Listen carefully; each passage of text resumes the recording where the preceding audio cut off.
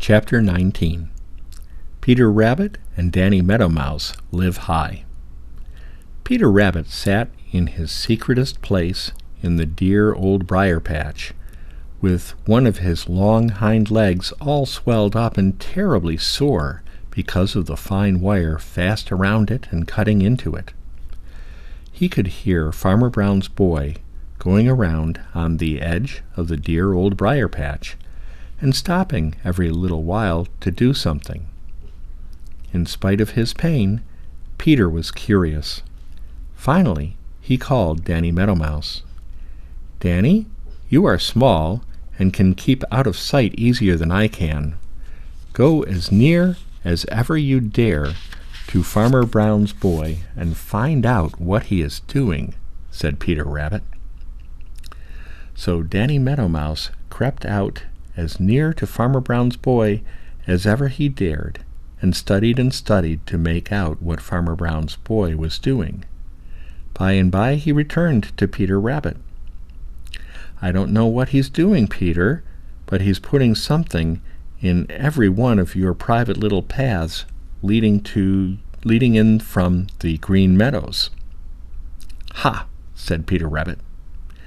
"There are little loops of that queer stuff you've got hanging to your leg, Peter," continued Danny Meadow Mouse.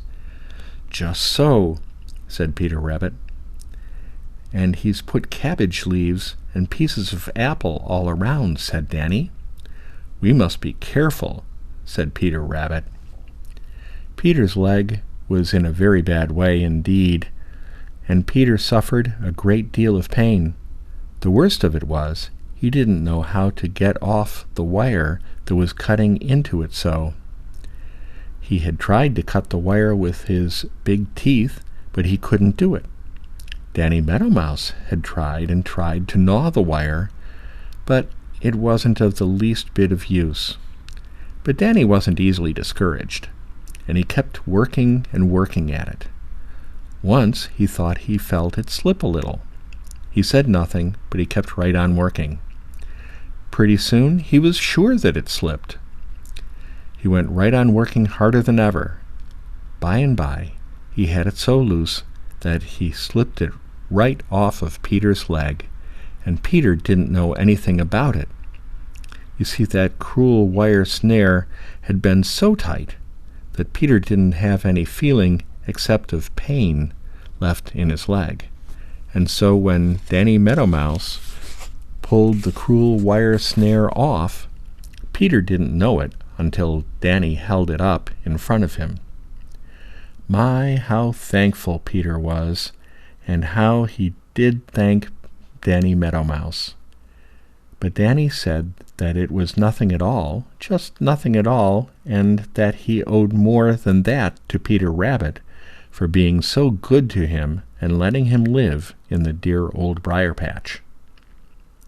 It was a long time before Peter could hop as he used to, but after the first day he managed to get around.